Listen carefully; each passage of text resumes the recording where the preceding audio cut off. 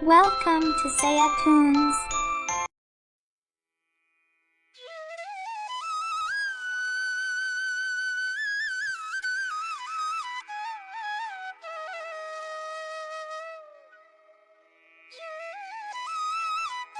गांव का चौपाल।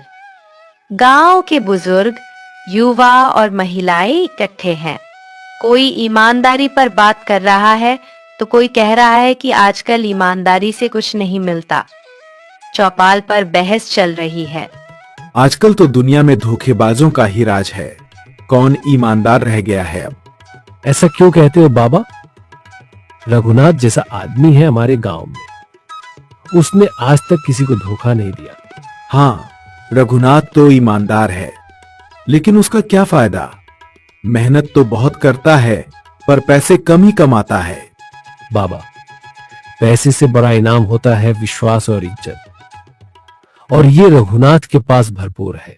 रघुनाथ अपनी दुकान में गहनों को साफ कर रहा है। वह साधारण कपड़ों में है, लेकिन उसका आत्मविश्वास और सच्चाई उसकी आंखों में झलक रही है। रघुनाथ के दुकान में एक बुजुर्ग महिला आती है। उसके हाथ में एक टूटी हुई चूड़ी है। बेटा, ये चूड़ी मेरे पति ने मुझे शादी में दी थी। अब ये टूट गई है, इसे ठीक कर दो, लेकिन इतना महंगा मत बनाना। मेरे पास ज्यादा पैसे नहीं हैं।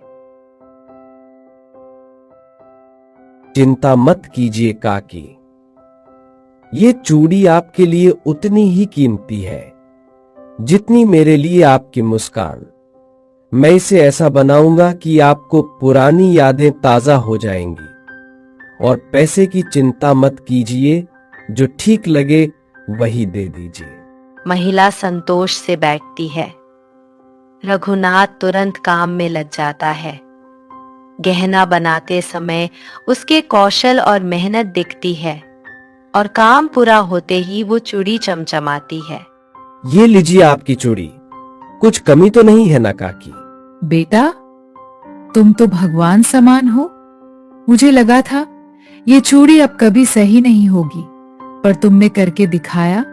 भगवान तुम्हारा हमेशा साथ दे। महिला उसे थोड़े पैसे देती है, लेकिन रघुनाथ उनमें से कुछ वापस कर देता है। महिला उसे आशीर्वाद देती हुई चली जाती है। अब एक बड़ा तांगे वाला हरिशंकर, गांव के सबसे अमीर व्यापारी, अपनी पत्नी के साथ दुकान के बाहर आता है। तो तुम ही हो रघुनाथ? मैंने तुम्हारे बारे में बहुत सुना है। लोग कहते हैं कि तुम ईमानदार हो। देखते हैं सच है या बस बातें। आप सभी का स्वागत है। रघुनाथ, ये हार मेरी पत्नी का है। इसमें से एक मोती टूट गया है। इसे ऐसा बना दो कि ये बिल्कुल नया लगे, और ध्यान रहे कोई गलती नहीं होनी चाहिए।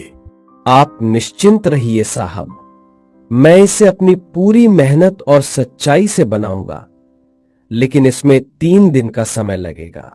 3 दिन तो ठीक है, लेकिन ध्यान रखना इस हार की कीमत 50,000 रुपये है। गलती हुई तो तुम इसे चुकाने के लायक नहीं होगे। हरिशंकर के जाने के बाद लोग दुकान के बाहर चर्चा करने लगते हैं। रघुनाथ तो सच में ईमानदार है, पर क्या वो इतनी कीमती हार को ठीक कर पाएगा? अरे, रघुनाथ के हाथों में जादू है। देखना, वो इसे पहले से भी बेहतर बना देगा। आजकल ऐसे लोग ही फेल हो जाते हैं। जमाना अब चालाकी और धोखेबाजी का है, ईमानदारी का नहीं। रघुनाथ दुकान के अंदर इन बातों को सुनता है, लेकिन उसकी आंखों में आत्मविश्वास है और सच्चाई उसकी आंखों में झलक रही है। वह लोगों की बातों को नजरअंदाज कर देता है। रघुनाथ रात में भी मोमबत्ती की रोशनी में काम कर रहा है। उसके चेहरे पर मेहनत और लगन झलक रही है। रघुनाथ दिन रात मेहनत करता है और हार की मरम्मत के लिए मंदिर जाके भगवान से प्रार्थना करता है। हे भगवान, मुझे ऐसा साहस और विवेक प्रदान करें कि मैं हमेशा सच्चाई के मार्ग पर चलूं। मुझे वह शक्ति दें जिससे मेरे कार्यों से किसी का विश्वास न टूटे और मैं सभी के दिल में विश्वास, प्रेम और आदर का भाव बनाए रख सकूं। रात का समय हरिशंकर अपने घर पर पत्नी से हार के बारे में बात कर रहे हैं। मैंने अपना इतना कीमती हार उस छोटे से सुनार को दिया है। अब देखना यह है कि वो इसे सही तरीके से ठीक कर पाता है या नहीं। मुझे पूरा विश्वास है कि उसने जो वादा किया है वो उसे पूरा जरूर करेगा। मैंने उसके हुनर और मेहनत के बारे में बहुत कुछ सुना है। लोग उसकी तारीफ करते नहीं थकते। 3 दिन बाद हरिशंकर उत्सुकता से दुकान पर पहुंचते हैं। दुकान के बाहर एक बार फिर लोगों की भारी भीड़ जमा होती है। हरिशंकर जैसे ही दुकान के अंदर कदम रखते हैं, उनकी नजर सबसे पहले काउंटर पर रखे उस हार पर पड़ती है। हार को देखते ही उनकी आंखें चमक उठती हैं। हार की बारीकी और चमक ने उन्हें पूरी तरह से चकित कर दिया। उसकी खूबसूरती को निहारते हुए सोचने लगते हैं, क्या वाकई ये वही टूटा हुआ हार है जिसे मैंने 3 दिन पहले यहाँ छोड़ा था। ये तो पहले से भी ज्यादा खूबसूरत लग रहा है। सच में तुमने कमाल कर दिया। मुझे यकीन नहीं हो रहा कि ये वही हार है। तुमने न केवल इसे ठीक किया बल्कि इसे एक नई जान दे दी। सच कहूं तो मैं इस तरह के काम की उम्मीद भी नहीं कर रहा था। तुम वाकई अपने काम में माहिर हो। तुम्हारे जैसे कारीगर बहुत कम देखने को मिलते हैं। साहब, ये तो आपका ही हार है। मैंने तो बस अपनी तरफ से इसे उसकी असली खूबसूरती लौटाने की कोशिश की है। इसमें जो चमक और निखार आप देख रहे हैं वो तो इसमें पहले से ही छिपा हुआ था। मेरा काम तो बस इसे बाहर लाने का था।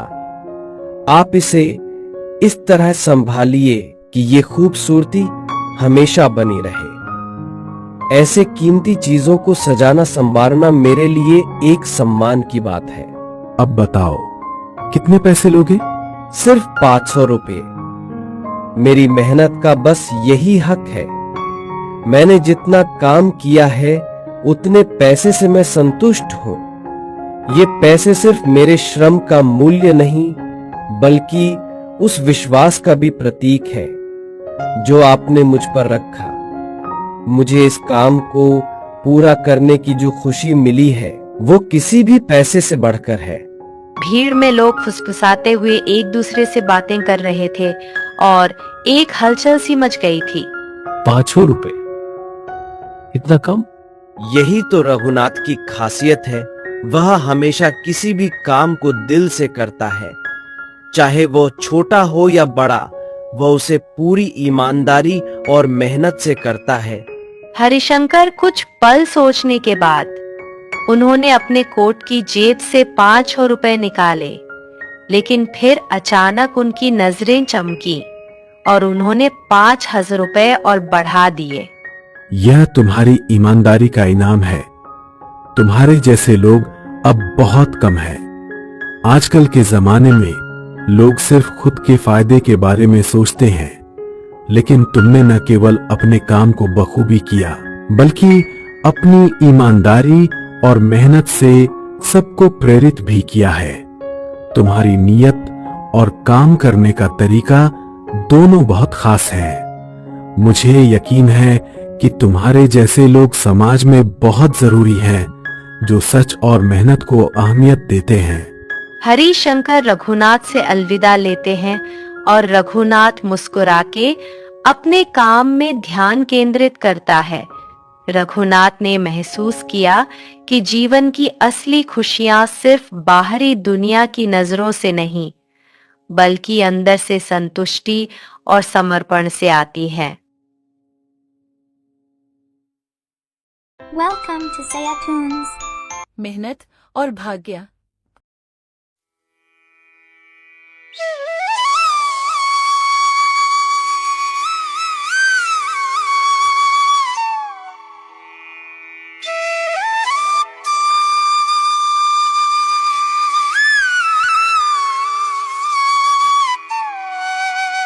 ये कैसी जिंदगी है सुनीता।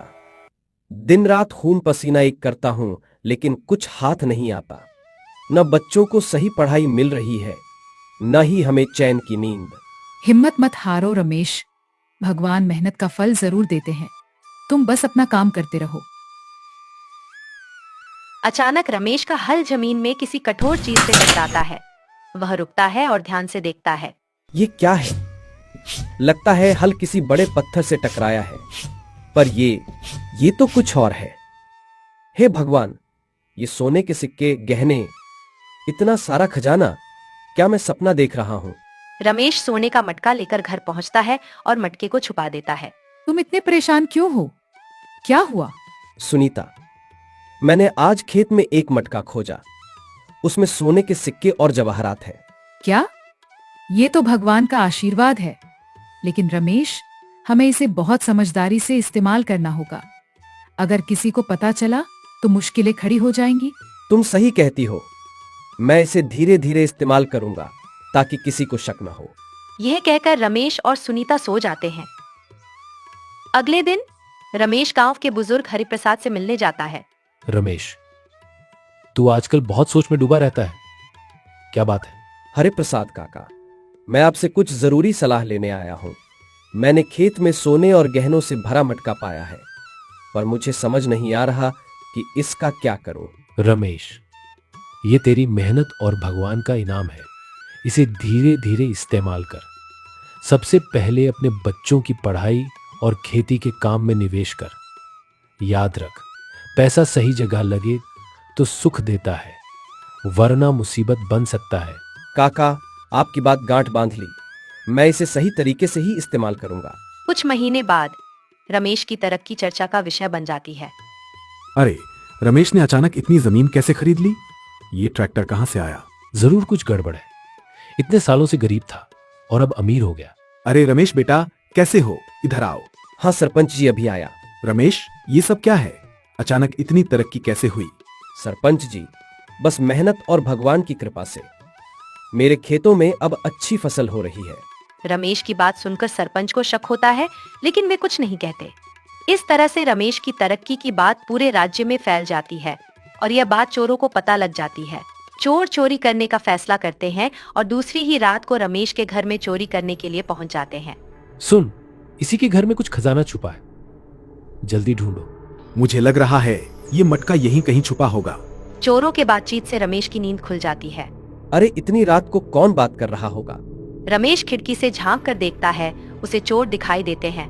वह लाठी लेकर चोरों को दौड़ाता है। चोर भाग जाते हैं। रमेश, अब इस मटके को कहीं और छुपाना होगा। ये लोग फिर आएंगे। तुम सही कह रही हो।